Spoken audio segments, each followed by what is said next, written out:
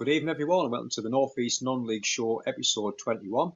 Redcar Athletic Special tonight, sponsored by Beer Watch TV, Sunderland West End, Durham City AFC, Jade Bell, and again, proud to support If You Care Share Foundation. Joining me tonight is John. John, thank you very much for coming back on the show again. Yeah, no problem at all. Happy to. Pleasure. Excellent. Better circumstances this time as well, isn't it? Yeah, just a bit. Obviously, I keep my eye open for everything Durham City related, but I'm glad. I mean, Redcar's where I was born and bred, actually, so it's good to be involved with it. But I'm glad what's happened at Durham has happened, and they're in a better place now than they were, certainly. Yeah, I know I was mentioning about Durham. I know I was speaking to Dan during the week, and we kind of looked back over things that we've done, and hopefully the shows that we did, and I think if anything, with even 2%, 3% of that was to push them out of the club, I'm hoping it has, because it seems to be now getting on to a better path, and hopefully that first win will be round the corner soon for them, won't it? Yeah, I saw Dan on Tuesday night. He came with us to Penrith, and we had a quick chat about it. I think it had a big part to play, just being honest. Also, George Sims, he wrote an article when he was at the local newspaper, the university newspaper, and he works for the Independent now. So he has gone on to bigger and better things. And I think he wrote an article which was pretty hard hitting. So I think it was a weight of things, but I certainly don't think what you and Dan have done, and myself and others as well, has done any harm at all. It's moved the club in the right direction, certainly. Definitely. But yeah, getting back to tonight in Redcar Athletic, just about yourself first, John. Just tell us how long you've been involved helping Redcar and what's your roles at the club. So, I've not been involved that long. Sort of a lot this season, then a little bit last season as well. And my role with the club is I'm a board member for the football club, and then I'm a director of the charity that we have as well. So we've got the Redcar Athletic Community Foundation, which we're doing some stuff in the community with that and what have you. So I'm a director of that, and I'm a board member of the football club as well. Excellent. Like I say, we always speak about the family feel in the Northern League. It's absolutely amazing. And I think yourself, you've been involved with other clubs as well. Can you tell us a little bit about that from the past? Yeah, apart from Durham, I was club secretary at Bacup Borough a few years ago as well, there in the North West Counties League. And that was just because I lived in Todmorden at the time. Was working over that way, and I loved it. That's actually really when I got into non-league football. Actually, I was a Borough fan for years. Yeah. I still am. And but when I'd moved away, I started to watch Bacup because they were around the corner from me, and then I kind of got involved and ended up as the secretary. And then when I moved back up to the northeast, it was at the kind of at the beginning of lockdown. No, it wasn't at the beginning of lockdown. It was at that point in lockdown where you could start to go and watch non-league football. You could have crowds of 150 or 300. Yeah. And I missed football a lot and thought, well, I'm going to start. And the first game I went to, honestly, was Shildon. I just went on a Saturday when it was warm weather in August and absolutely loved it. And then it started from there. And then I really started going to a lot of Northern League games. I know Shildon aren't in the Northern League, but that's where it started for me. And then the involvement with Redcar came about towards the end of last season. I got talking to Kev Friars, who's the chairman there. And then we had an exchange of emails over the summer, and we met up a couple of times, and that was that. No, really good, excellent. And people always ask volunteers why you give up so much time. I know just myself tonight, I've done it for years, and I know someone's kind of said, well, it can only help this coach until the start of the season, then we need a manager. And you do get them twitchy toes watching, thinking, I can do that again. And it is just, you get bit by it, don't you? Totally. I'm a football fan. I'm not a coach. I don't know anything. I could look at a player and think, well, I think he looks really good. And then a manager would say, no, he's absolutely hopeless, that lad. And so I'm no judge of players or anything like that. But I looked at what happened at Heaton Stand last night, the crowd they got. Yeah. I know a couple of the volunteers at Heaton pretty well. I know Gary Doan and I know Scott Linden. And that the effort that goes into organising a game with a few hundred there is one thing, but 1,300 not they had last night, which is absolutely incredible. And that takes a lot of organising, and it's always volunteers. I think at Redcar Athletic, apart from players and the coaching staff, I think there's one person takes any money out of the club, and that's it. And that's somebody who does the videos, and that's everybody else is a volunteer more or less, and the club can't exist without them. They're not money-making ventures by any means. Northern League clubs and non-league clubs in general are sort of vehicles for a community, and they're there for the community, and they're there to promote sport in the community, and that's it. Nobody gets rich out of football, as I'm sure Ryan Reynolds and whatever his name is are discovering at Wrexham at the minute. They might be getting massive crowds, but I bet they need deep pockets to sustain it as well. Massively. And getting on to Redcar as well, a great history, obviously running since 1993 in the Teesside League, joined the Wearside League 2005, 2010 name change, and this is when things started to really pick up as well. And even just in that short time up to 2010, I mean, people at the club who's been there since day one and stuff, I would imagine they could see things building up at that point as well.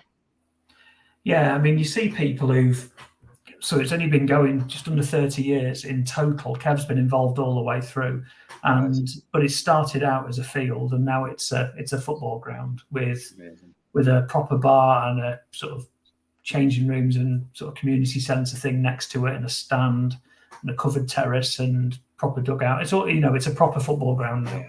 And I'll come on to the plans for it in a few minutes, but it's changed immeasurably. But I mean, started out at the bottom end of the Wearside League, and we've gone through that. Then we got into Northern League 2, and it was brilliant to get out of there. And this year, I mean, notwithstanding the fact that we've just lost a couple of games in the last few days, we're still, I think we're 8th. And we're going to finish, almost certainly going to finish the highest we've ever finished this year, which is brilliant. And it's, we're ambitious for the future. Certainly, we want to push on from there. We want to be. I mean, we've heard the news about there's going to be playoffs for promotion next year. Yeah, it's going to be really nice, isn't it? That's massive for the Northern League. That, because there's an awful this year. I think now it's down to 2 teams to go up. Really, it's down to Ashington or Newton Aycliffe. It's going to be one of them 2. Whitley Bay, maybe Bishop Auckland, but I doubt it. So everyone else, really, if you're not at the bottom, hasn't got an awful lot to play for now. So I think having promotion playoffs is going to be a big benefit for the Northern League. Keeps it interesting all the way down to probably where we are now. If we were looking at the league table thinking we could finish 5th or 6th, then it feels different to we know we can't win it, so we'll finish 2nd. So I think it'll make a big difference next year. Yeah, no, it's going to be amazing, isn't it? And getting back to the club as well and the rise, and finish runners up on 3 occasions before win the league in 2018 and the promotion to the Northern League Division 2. When the club first started, I know you spoke to people as well, was that always the progress to take the club as high as they can at that point? Yeah, I don't know if there was that level of ambition. I think the Northern League was the target, certainly. Right. And they won a couple of cups in the Wearside League. I think they won the Shipbuilders Cup or the Shipowners Cup, whatever it's called, and the Wearside League Cup as well, which was great. But I think the Northern League was always the target, and now we're looking beyond it. Really, I mean, we're not comparing ourselves to Mask, but Mask's a smaller place than Redcar, and they've gone a couple of divisions beyond that now. I mean, they're really struggling this year, but we could look at Mask and what they're achieving and think, well, we should be able to do at least what they've done and maybe more. It's hard to set a benchmark, but I mean, the Northern League was definitely the target in the first place, and then it was getting into League One, which we're in now. And we definitely, if we're going to get out of League One, we want it to be upwards rather than downwards. We certainly aren't thinking that we're above where we should be now. I think we want to go beyond where we are now. Well, we definitely do. First season. Yeah. In Division 2, obviously, first season, 18-19 season, finished 7th. And it just shows you that the step from the Wearside up to Division 2. And I think it just shows you with teams where you're seeing it now with Borough Rangers and stuff like that, where they're coming from divisions below. And because they're just that group of squad that's being kept together in the hunger, they just push on. They finish, score from Wearside, they finish 7th like they did in that first season in Division 2. And then season after finishing 2nd, obviously COVID hits based on performances, points, etc. Get promoted to Division 1, and that must have been a proud moment for the club after kind of, like you say, within 30 years, the hard work that's been going on from, as you just mentioned there, grass pitch to where the club's come. That must have been amazing for the club at that point. Yeah. The only regret was we didn't get a promotion party out of it. Really, it was decided in a boardroom somewhere, and we were gutted. I was talking to a couple of supporters the other day. Saying, we never had a party about that, did we? So we maybe we'll have one in a couple of month's time or something, a promotion party a couple of years later or something. Yeah, that was the only thing. But I mean, we definitely deserve to go up 100%. And we've shown it since. We've never been in any trouble. What I think is, and it's a real quirk of the Northeast and Northeast non-league football, is that it's so hard to compare the standard in the Wearside League or the North Riding League or the Alliance with the Northern League, and then also the divisions above the Northern League, so the Northern Premier East and all that sort of thing. You've seen Pickering have come down from Northern Premier East back into the Northern League this year, and it looks like they are in danger of getting relegated again now. So it could be that they drop 2 divisions in 2 seasons. Borough Rangers have gone up from the Wearside League, and they are clearly going to go straight up again. And so it's really hard to compare leagues with leagues. I think, going back to Durham for a second, I think they expected probably to do better this year because they dropped down. And the reality is the Wearside League is not much different to the Northern League. It's, the standard is still very good. Yeah, really good. And what we're going to get next to is kind of mention about clubs and areas, and you kind of look, I mean, where I'm at the moment, you've got Sun and West End, that's just around the corner, but within a mile, you've got Sun and Darcy here, who's struggling this season. All teams trying to get people through the gates, and it must be hard as well for Redcar. Obviously, you've got Redcar Athletic as well. Redcar Town must be so close together. How is it to be able to get them people to come and watch yourself rather than another club? Obviously, you've got Borough there as well, and it's hard at times. It is. I mean, it's funny. We're closer geographically. We're closer to Mask than we are to Redcar Town. Redcar's a funny town. It's stretched out thin along the coast. We're at the absolute extreme eastern end of the town. Redcar Town are based at the very western end of the town. Probably 3 miles between the 2 clubs actually, and Mask is less than a mile away from us. Our crowds are. I think this season we're averaging just under 300, which is decent. I think we want it to go up from that, and I think we've got 2 home games left, and we're hoping for big crowds at both of them, especially Good Friday against West Auckland. We've moved our kick-off time because Mask are at home at 3:00 and the Borough at home at 8:00 in the evening. So, people can go and watch all 3 now because we're at 12 noon. So, if we don't call that the Teesside triple, then I'm wasting my life. I know that. But it's, people can, and people do. People will go and watch at least 2 of them, I'm sure. So we compete with Mask. We don't really compete with Redcar Town that much because I don't know why. There are lots of people that watch Redcar Athletic that also watch Redcar Town. If they're not at home on the same day, then people will go and watch both. I do. I mean, I watch Redcar. I've probably seen 10 home games at Redcar Town this season. Maybe not 10. I've probably seen 10 Redcar Town games this season anyway. So I will go and watch them. But the main one is Borough. If the Borough are at home, then that does affect our crowds. It really does. But so we try as much as we can to move our kick-off times a bit if the Borough are at home on the same day. Yeah, it's hard. I know kind of a couple of times I've gone to watch West End this season. I've had to play on a Friday night. Some of them it's home on the next day, and it's literally when they are getting 25 to 50 people through the gate, and they kind of survive on numbers like that. And like you said, you go to a Friday night, depending on who they're playing, they're getting 100, 150, and just that extra 100 coming through the gate just makes so much difference at this level, doesn't it? It does, and it's funny. It's for people like me. I'll go and watch games. I mean, this week I'll probably watch 4 or 5 games this week in total. I was at a game on Tuesday night. I was at Penrith. I think I've been to every Northern League ground this season. Well, certainly all of them in Division 1, most of them in Division 2. There's a couple I've not been to, I suppose, but I've been to loads. And I look, so I can look at a game and think, I'll go to that, and I know there'll be 10 people I know at that game without speaking to them, because I know that, I know John Reeve will go, or I know Brian will go, or whoever it might be. I just instinctively know which games they'll go to. There was a game a couple of weeks back at Hordern it was an evening game, and I think it was might have been Friday night. It was a Hordern game on a Friday night, and I knew half the crowd. There was a decent crowd there, but there were loads of people there that aren't Hordern fans. They were just fans of football and think, well, I'll go to that because it's a game that's on. And I think it's a big community, sort of ground hoppers. I think people think of it as being a bit like train spotting, and I get that. I do get that because people kind of collect the grounds or collect programs or hats or badges or whatever. Here's me fiddling around with a Spennymoor bottle opener as I'm talking to you, thinking about it. But I think it's much more about that it's just a different community. It's a group of friends who you get together with, and I never have a serious conversation with any of them about anything apart from football. Really, I couldn't tell you anything about the rest of our lives other than, are you going to this game next week, or are you going to bother with that, or it's just the way it is. So I think it's a big community, and I think I see what happened. There was the ground hop in Scotland last weekend, I think it was, where they move all the kickoff times so you can get to so many games in the weekend. The crowds they get are mental for that. I think they had 600 on top of their normal crowds at every ground for the ground hop. So that means there's 600 people who've travelled from anywhere specifically to watch that game. On the Saturday, they have it's like, I don't know, 11 o'clock, 2 o'clock, 5 o'clock, 8 o'clock, all within, say, 20 miles of each other, and people go to all four.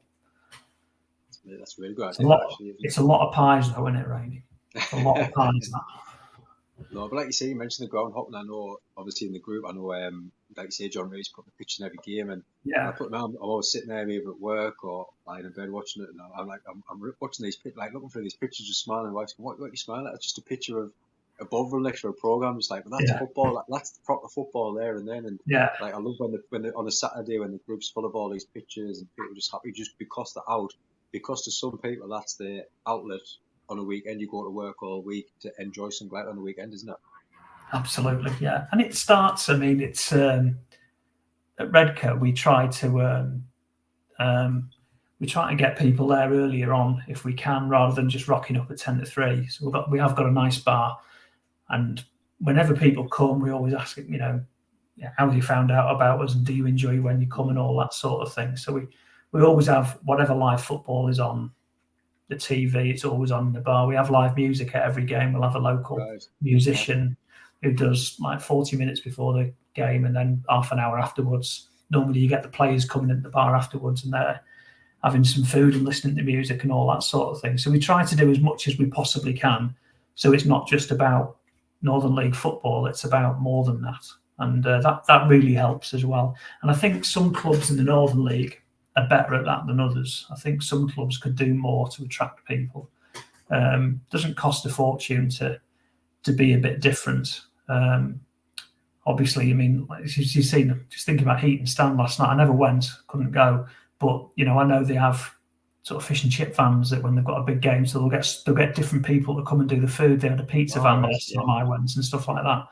We did some of that at the start of the season, but we've gone with the music as well now. But it's great. It's it is about more than just £5 or £6 to watch a game of football. You really want people to come along and have a really good day, catch up with their friends, which is exactly what we do. Half the time, last weekend at Redcar, I went to the game on Saturday. We got Ashington were really good. They beat us pretty comfortably in the end. Beat us 3-0.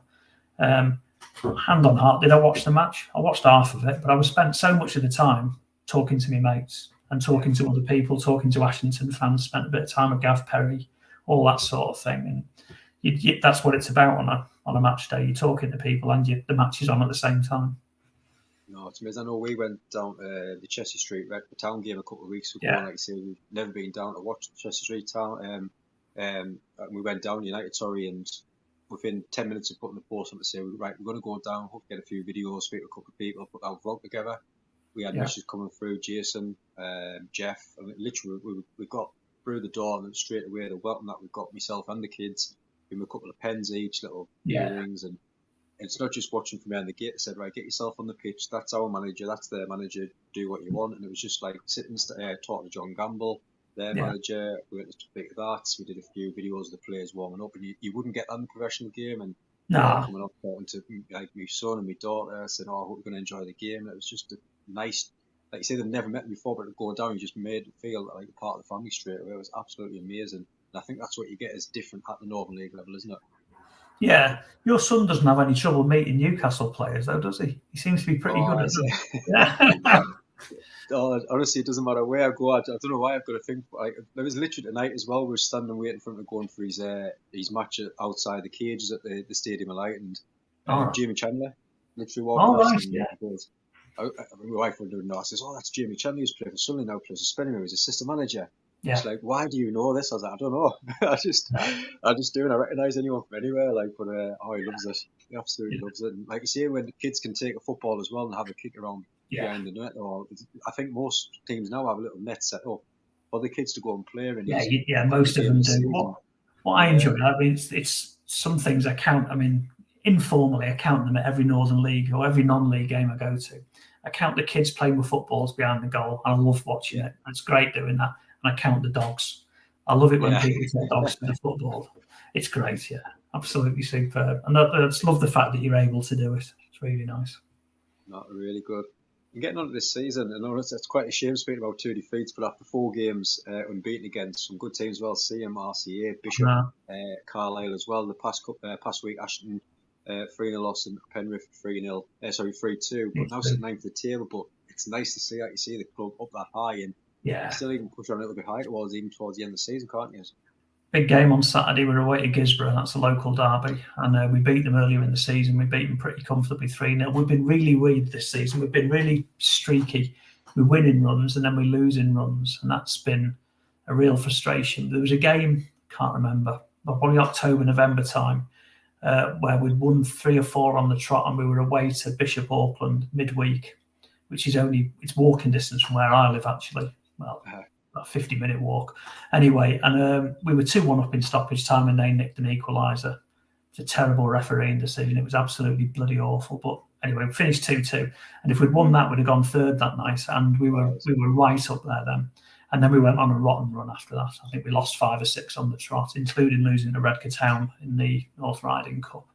And then we've had, it's been like that ever since. We've won 4 or 5, we've lost 4 or 5. And we were really unlucky at Penrith this week. We were ahead twice, got down to 10 men. It looked like a fair decision. It looked like a pretty poor tackle, to be honest. But we should have won. We should have got something out of the game, definitely. But it's been good. We've like I said, we've had 4 points off Bishops. We got a draw against Newton Aycliffe at home. We beat Whitley Bay easy at home. We got beat 3-2 at their place, and we've had some really good results, but then we've lost some frustrating games as well.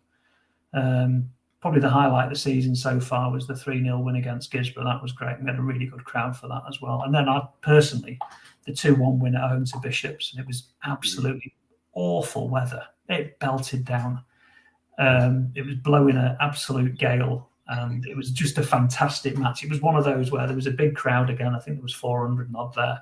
And people watching were just watching thinking, I'm so glad I'm stood here watching it and I'm not playing out in that, because it was dreadful. But it was a really good game. Went to stoppage time. We won 2-1. It was a really good match.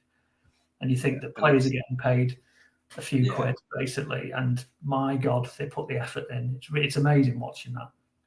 Oh, it's great. And I mean, that's what we're going to kind of touch on next, is like when you've got the likes of Ashton, Bishop, and I know Whitley Bay and Aycliffe now up there as well, but the budget's kind of what they've got. And we were speaking to Paul Bryce the other night, who's in charge of Berkeley at the Monitor, who said, like, even at that, there's not a big budget, but even at the start of the season, even if you kind of be competing with teams, like, it's hard to go into a change room and say, right, what we're going to do this season, we're just going to have a solid date mid-table, or make sure we still, at this level now, you kind of go to players like that, because that'll be in their mind frame now. Well, if I have to steal, we're going to steal.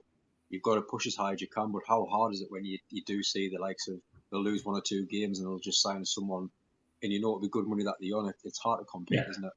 It is. I mean, it's difficult. I mean, there'll be some teams who are looking at promotion or relegation or whatever and thinking, we're not sure we want to. I'm not saying that's true about Ashington or Newton Aycliffe or any of them, but there'll be other teams who think we don't want to go up, because if we do go up, we've got a lot of travelling to do. I mean, you look at who's that team in the win scale in the Wearside League, and they're on the far side of Cumbria. And I'm like, how on earth do they afford that? I mean, it's, I think about, teams that have to go over there, that's once a season. Every single one of their away games is 2.5 hours each way. I don't know how they do it. It's difficult. If you're in Northern League Division 1 and you do get promoted, then all of a sudden the travelling goes up a lot and the finance would go up a lot as well. So for someone like, I don't know, Heaton Stan or Ashington or someone like that at the minute, their furthest away game of the season is probably Penrith or Pickering, something like that. And it's might be 2 hours at the most, won't be more than that. if you go up, then all of a sudden, those games are average, and there's some bigger trips. You're going down to Sheffield, Nottingham, Lincolnshire, places like that in that league, and the costs go up, and it's harder to get players to go midweek, all that sort of thing. If you can, if you're an office worker and you finish at 5 o'clock, you can generally go to any midweek game in the Northern League. That's not the case if you're away to, I don't know, Worksop or someone like that, because then you've got to be leaving at 4 o'clock to get there, or 3 o'clock even. So it's different. Yeah, I mean, everyone's got different budgets in the Northern League.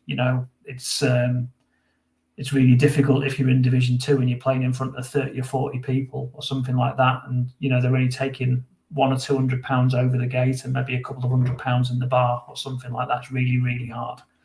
So clubs have got to be creative with sponsorship and match sponsorship, and they've got to do anything they can to, programs, selling badges and bits and bobs like that makes a big difference to a club. That's why it's really good that almost every club in the Northern League still does a program. I mean, there's a few that don't, but the majority do, and actually it's really good because clubs make money from that, and it's important income for them. Oh, it's really good. I was just smiling when you mentioned about the trips out, and I know, like you see in this division, you might have one or two clubs that you might travel for, and I know I just seen it before I came on when I was flipping through Facebook. They were calling the Jolly Boy out for seeing Red Star. I can't remember the player. I think it might have been Carlisle or something like that. I know, that's class. Like when they're just going to put a minibus on, go down, and probably stay there for God knows how long, have a good drink and come back, and it's just nice to see that as well. But I just smiled when I seen it. I thought that's brilliant. Like, really we do it at Redcar. Generally speaking, we have a team. The team travel on the bus. And we'll sell seats on the bus to fans. So we quite often, I think we had 20 or 30 fans at Penrith the other night, and probably 30. And that's really good. But some of the trips are a bit more lively like that. We had one at Pickering. We had a game at Pickering earlier in the season, and we decided beforehand we were going to go out in Whitby after the match, and we won. We won at Pickering 3-1 or 3-0, I think. And we went out in Whitby afterwards, and we had a right good time. But it was with the team and the fans, and it was really good. We had a right good laugh. It was good fun. And I know Heat and Stan quite often take a coach to I think it's Carlisle they take one to, and they'll have plenty of fans there. And I think they do. They like a drink. No, that's really good. It was nice when I seen it actually. Good. Yeah, it's great. Holyfield's and horses. Margate, yeah.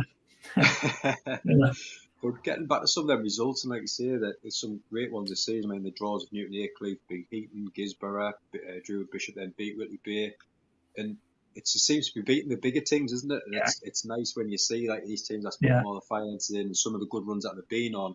And I mean, I know the one against the Whitley Bay, I think a few weeks ago when they said, Whitley Bay will go there and win it, keep up, and it was just a kind of a shock, and a few people when we were sharing the group, we went, oh wow, we weren't expecting that, and it's nice to see things like that, isn't it? It is. We didn't. We really did. I think we beat them 5-2 or something. We beat them pretty comfortably. We were really good that day. Yeah, we gave Gisborough a right hiding earlier in the season. That was good as well. It's in this league, anyone can beat anyone, and that's absolutely the case. I can't remember, was it Ashington or Newton Aycliffe got beat at Pickering a couple of weeks ago? Heaton Stan got beat at Pickering. I know that, and it's anyone can beat anyone. Heaton Stan's a good one. We won up there early in the season. And they came down to our place a few weeks back, and they did a job on us. They beat us easy, and you just don't know. But that's why it's a great league. It's if in the nicest possible way, Man City aren't going to go to, I don't know, they're not going to go to Bournemouth and get beat, are they? It's not going to happen. It just doesn't happen in the Premier League, but in the Northern League, it routinely does happen, and it's great. Happen, isn't it? No, definitely. Yeah. And with only a few games left this season, what's the club's aim for the rest of the season now? Hard to say. I'd love us to finish 6th, 5th, 6th, 7th, something like that. That'd be great. I'd love us to finish with a flourish. We've got 2 games over Easter weekend, which are really attractive. We're at home to West Auckland.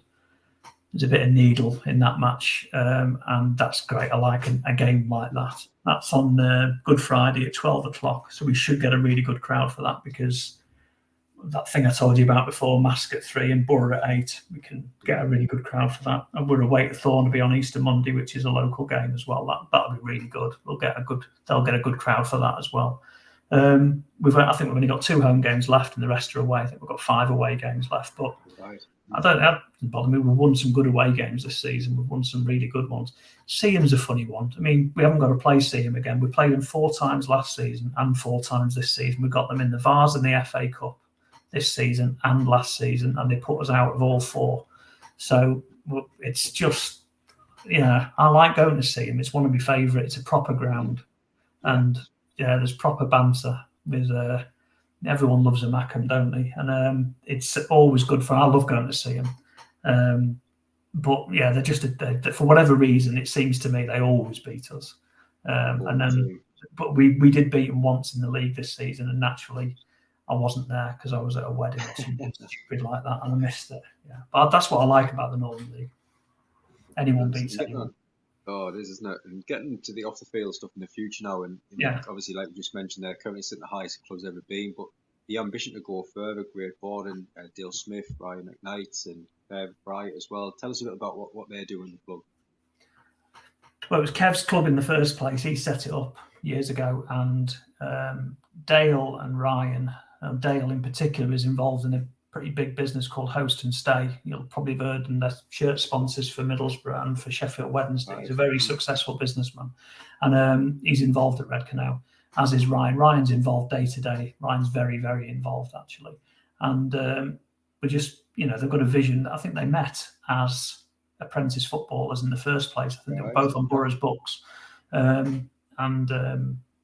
it's there's a different feel about the place. I mean, we're still, everyone's, as a group, we're really close. We talk every day. There's a board meeting going on tonight, and I'm missing it to be here talking to you actually. But there's we've got big plans for the club, but Kev's really involved. Kev's involved every day as well, so it's all with his blessing. Absolutely. We had a bit of a relaunch do, not last Friday, the Friday before, sort of a do at Kirkleatham near Redcar. We had a couple of 100 people there to learn about the plans for the club going forward on a Friday night. It was brilliant. Absolutely loved it.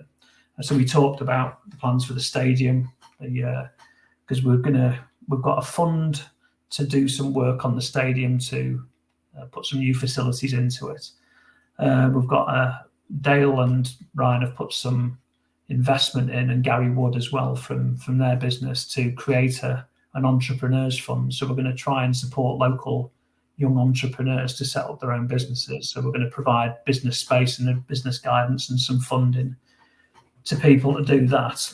And then the community foundation, which I'm involved in a lot, is we've got big ambitions to, really, without wanting to be too political, Redcar's a place that's got left behind over the last, decades now. It's and it's really suffered with the closure of the steelworks, and the downsizing of ICI Wilton and all that sort of thing. So it's a place that was really in need of levelling up money and what have you, and it's just not happened really. And so, we want to have an active part to play in making Redcar a better place to live and to work, and for children to grow up and stuff like that. So we really want to create opportunities and a good environment. So, we're going to do everything we can to get kids along to games. We'll make it as easy as possible, as cheap as we possibly can. We have food bank collections at every single home match now. And there's the food bank charity in Redcar, Footprints in the Community, they're called. They were at our launch night, and they said a few words on stage as well, which is really important. So those relationships with other community bodies are really important to us as a club. We're nothing without the people that come and watch. So we'll do everything we can to engage in the community, but it's not about we want to get 600, 700, 800, 1,000 at the game so we make money. It's about making Redcar a club that people are proud of. Nothing would. Personally, I look at teams like, I look at South Shields as an example, actually, and I look at what they've done. And, it wasn't that long ago that South Shields were playing in front of 300 or 400. And that's probably 15 years ago, something like that. And now I went to their ground earlier this season. I saw an absolute stinker of a match, finished 0-0. It was awful. But there were 2,500 there, and the bars, that new stand down the side, it's unreal, absolutely unreal. And they've built from the start. It started with the team, and I'm not saying we could get to that level. I'm not saying we could get to 2,500 people through the gate every week or anything like that, but there's no reason we can't win promotion in a year or two, and then win promotion again. You don't know. I mean, Redcar's not a small town. It's just that it's a, I think of other teams in the Northern League. It's a bigger town than Seaham. It's probably about the same size as Bishop Auckland or something like that, or Whitley Bay. And they've had teams at a higher level before. Bishop Auckland have been a huge club in the past. Whitley Bay they've been in the first round of the FA Cup numerous times. There's no reason why we can't do stuff like that. I'll just say, really, that's been my one disappointment this season with Redcar Athletic we have been murderously unlucky in the cups. We got beaten the first round of all 3 cups this year, and I just want a cup run. I'd love us to go somewhere in a cup. It's unbelievable, isn't it? Just the run. I mean, look at Ashton this season. The advertising they got through, that was absolutely amazing. That was incredible. The crowd they got for that. I can't remember how many they got for that last game in the FA Cup. It was huge, but it was brilliant. And Mask United nearly got to the first round of the FA Cup last year. They got beat at in the final game in a replay at Gateshead, and then Gateshead got Charlton Athletic in the next round. You think, oh my God, imagine that. Mask versus Charlton Athletic. It would have been brilliant, but you just need a bit of luck, and you can go through a few rounds. And we got beat by Seaham in the first round again. But no, just mention some of the stuff that you've kind of gone through there, and it's honestly put a massive smile on my face. I just love how an area can all come together because of a football club, and then you just think it's just a football club, but it's not. Like you say, I've seen the Northern Leagues where people's unions, the warm hubs these seasons, where people's come just for a cup of coffee, just to get together when they're speaking to people, the food banks that people's doing and stuff like that. It's amazing what football clubs can do for everyone. Brilliant, yeah. I mean, and we all share ideas, and I really like that as well. We'll pinch ideas off other clubs, and they'll pinch ideas off us. I've not seen sort of live music at other grounds this season, but I bet we will next year, because it's a great way of engaging with local talent, and we promote them and they promote us, and it's fantastic. And they earn from it. It's a paid gig for them, but they also get to play to a crowd, which is fantastic for them. It's good practice. We all share ideas, and it's a vibrant sort of community. I mean, I absolutely hate the way that people talk about Redcar as being this awful place and a town that's dying on its backside and all that sort of thing. And it really isn't. It's yes, it's had its problems, and yes, it lacks investment and all that sort of thing, but I love Redcar. It's where I was born and brought up. It's got the best beach I know. It's absolutely beautiful on a sunny day. And we get 3 sunny days a year, whether you like it or not. And that's your lot. And it's never on a match day. But you mentioned some of the off-the-field stuff as well. And obviously, you do look to start to go up the leagues as well. And what you've got to do inside the ground. I mean, you just mentioned there the off-the-field, the ground, the officers' facilities for children as well. Can you tell us a little bit more about kind of the plan going forward for that as well? Yeah, so, I mean, sort of more investment in our ladies' teams. I can't remember exactly how many children's teams we've got. I think it's 20 at the moment. We're right down to sevens, I think. We've got 1 or 2 teams at every age group. Steve Simpkin does an amazing job with the juniors, and it's a huge part of the club. If parents can't afford for their children to come along, then we'll do it for them. We'll do anything we can to get kids along. We don't like to do that too much, because obviously it's a lot of money, but we will, and we do routinely. Because, I mean, ultimately, if we're engaging with younger people, and we're hoping that they're going to become fans in the future, first and foremost, I'm a Borough fan, but the cheapest ticket to go and watch the Borough this year is £34. And that's before you've bought a programme or parked your car or had a drink or a pie or anything. Before you've done anything, it's £34 as an adult. I think the cheapest junior tickets are 20. And to come and watch Redcar is £6 as an adult. It's I think it's £3 for pensioners and £1 for children. I can't remember. It's definitely 6, 3 and 1. Anyway, you can get in at Redcar and have a pint and get a programme for a tenner, and which is great. Now, that would probably cost you £45 at Borough. Now, I'm not saying, Borough playing very well at the minute, and we're not competing with them or anything like that, but there are lots of people who cannot afford £34 to go and watch a football match. It's a lot of money. When I started watching Borough regularly in the 80s, is when I had my first season of really going a lot was 86, 87. And it was less than £2 to stand on the Holgate end. I can remember it going up to £4, then £6, then £8 in 3 years. I'm thinking, my God, that's a fortune. And that was when it was £8. That was about 23 years ago or something like that. The price of everything else hasn't quadrupled in that time, but football has, especially at the top level. So, there are a lot of people that just can't afford to do it. And there's nothing wrong with being. I remember joking about this at the do we had the other last Friday. There's nothing wrong with supporting two teams. There's nothing wrong with saying I'm a Borough fan, but actually I like going to watch Redcar Athletic as well. It's not like having a wife and a mistress. It's not like that. It's it's perfectly okay to say actually I like going to watch another team as well. It's not betrayal or anything like that. I know loads of people who watch Redcar Athletic and also go and watch Borough or Mask or Redcar Town or Gisborough.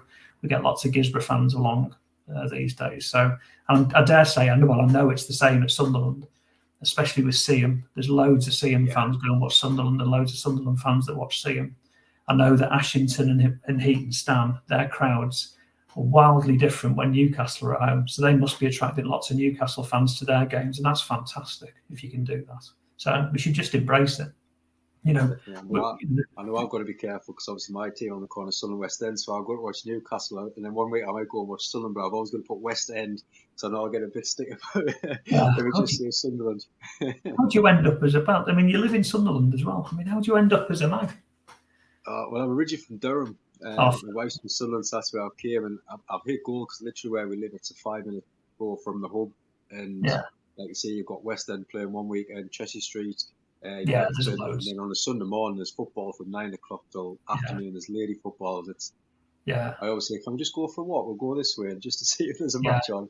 You can just hear the whistle, so I just always walk down. Absolutely love it. Yeah, me too. There's tons of places around here as well. It's good. Where I live in Evenwood, and my house backs onto Evenwood Town Football Ground, which they used to be in the Northern League years and years ago. And they're not anymore. I think they play in the Crookham District League now or something like that. But Saturday morning, as I'm getting ready to go over to Redcar or something like that, there's always a game on. And I'll always go up and watch for half an hour, 40 minutes or something like that. I can hear the whistle from my bedroom. Yeah. And I'm like, it's time to get up. Yeah. Brilliant. No, really good. And the Redcar Athletic Community Foundation that you mentioned earlier as well, it's the own club charity. Can you tell us a little bit more about that? Because I think that's amazing what you're talking about even now as well about that. Yeah, it's the stuff we were talking about. So, we've got lots of ambitions. We're going to continue a big engagement with the food bank, sort of levelling up the community in our own way, if you like. We're going to be engaging with local entrepreneurs and investing money in their businesses and things like that. We'll providing office space. We'll be providing facilities and space for community groups in the facilities that we've already got at the ground and new ones that we're building as well. We're really looking forward to doing more of that. We're in the process of installing a couple of, we call them chatty benches. It's a, Trans-Pennine Express, they put these benches on train stations with a mental health message around them about, if you're struggling, come and sit here and someone will come and talk to you. So we're going to have a couple of those at the ground quite shortly. We're just trying to find links as much as we possibly can with other charities. And really all we're looking to do really is, like I said, our key aim is to make Redcar a better place to live and work. We want it to be about engaging with the 60 or 70,000 people that live in Redcar at the moment. It's been a place which has been dominated by the steelworks and the stories around the steelworks and the chemical plants and things like that, but they're not there anymore. And I don't know what Redcar's really known for these days. It's known for the vertical pier and the clock tower and the fact that the steelworks have gone, and that's really it. It's a sad story, and we really want to make it better. So, the community foundation is what attracted me to be involved in the club in the first instance on a more sort of formal basis. I'm a fan, but that was what I wanted to get most involved in. Really, the biggest thing this season has been the food bank stuff that we've done. That's been fantastic. We've often got to a point on a match day where we've not been able to it's taken us half an hour and 10 fans to move all the food bank stuff into the building afterwards, because there's so much of it. We always make sure we reference the food bank collection on our social media stuff. We've got loads of away fans who come and they'll bring a bag of shopping with them as well, and it's brilliant. I love the fact that we're able to do that. It's it's heartbreaking that people need to use food banks. It didn't used to be a thing, but it is now, and so anything that we can do to help, we absolutely should do. Amazing, isn't it? And finally, just get on to next season. Like I said, eyes on promotion, cup runs for yourself. Exciting times for the club as well, and to move up that pyramid. But I think as well, as you mentioned, the cup runs, just little things like that. But I can imagine some people kind of down south when they've seen Ashton go for it the next stage, and kind of, hold on, what's this Ashton about? And the fan that's coming from these teams, right? Which pubs in Ashton? Where's the food places? And they're just amazing, even just like a cup run like that with the people, fans that come up. To obviously important, but when you start doing well, it's amazing how many other people search on things for social media, the Twitter followers, on Facebook as well. It'll just help so much, wouldn't it? I think, absolutely. I mean, Ashington will have really, not financially maybe, but they'll have really profited in terms of followers and all that sort of thing with a cup run like that. When people think of Ashington, I'm pretty sure they'll think of Jack and Bobby Charlton first and foremost. That's where they're from, but.